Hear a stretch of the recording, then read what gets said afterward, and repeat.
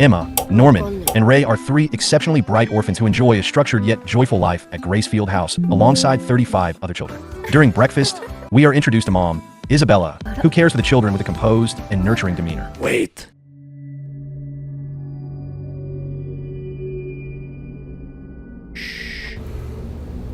After the meal, the kids participate in a series of rigorous tests that showcase their intelligence, with Emma, Norman, and Ray achieving flawless scores. Later, the children immerse themselves in a game of tag, sprinting across the vast green fields and weaving through the dense forest encircling Gracefield. Norman vanishes into the woods, eluding everyone until Emma stumbles upon him near the edge of the forest. She finds him staring intently at the unassuming fence that marks the boundary.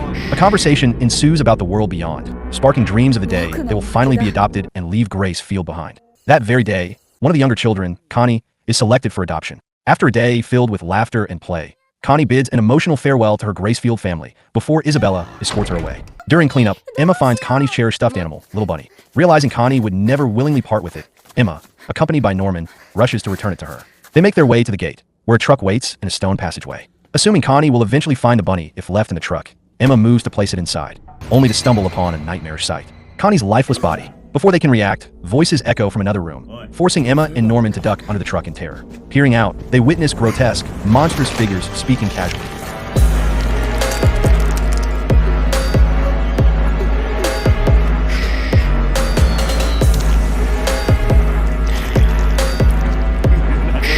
Overwhelmed with fear, the two struggle to suppress their screams as they listen to the chilling conversation. The monsters discuss how the children are being raised as premium livestock, reserved for the elite among their kind. Suddenly, one of the creatures calls out to Isabella, instructing her to guarantee that the delivery of these prized goods proceeds without any complications. In an instant, Emma and Norman's entire reality crumbles as they uncover the horrifying truth.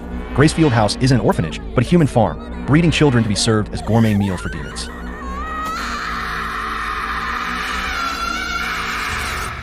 With their world shattered, they flee the corridor and race back to the house. That night, as they process their discovery, Norman proposes they plan an escape. However, Emma hesitates, unwilling to abandon the other children to such a gruesome fate. Meanwhile, Isabella stumbles upon the stuffed bunny Emma had unknowingly left behind in her panic.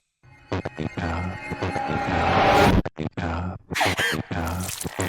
the fuck up!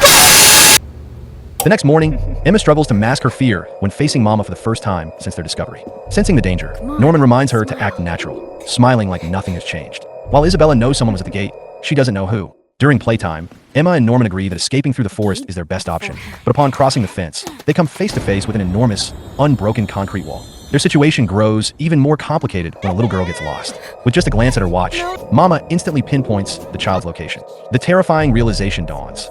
Every child is being tracked by some sort of implanted device.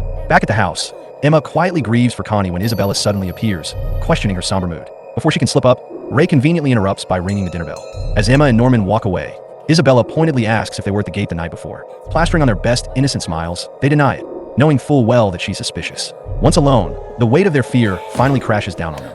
They have to escape. Fast. The plan begins with stashing table linens inside a tree hollow near the wall, which they'll later fashion into rope. With only 2 months before the next shipment, every second counts. But as they return from their reconnaissance, they realize someone has followed them.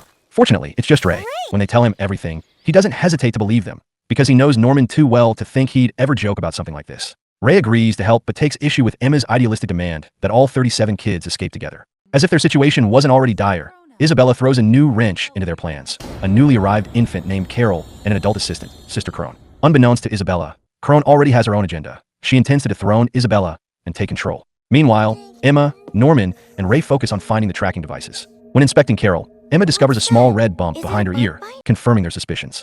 Unfortunately, removing the devices would likely trigger an alarm, meaning they'll have to work around it. With no other option, they devise a plan to disguise their training as a simple game of tag. Emma begins conditioning the kids physically, while Norman and Ray teach them survival tactics. But their problems don't end there. Sister Crone is already watching them closely, determined to sabotage Isabella and ship Emma and Norman out early, seizing power for herself before they can execute their escape. Norman and Ray start connecting the dots and realize there's a traitor in their midst.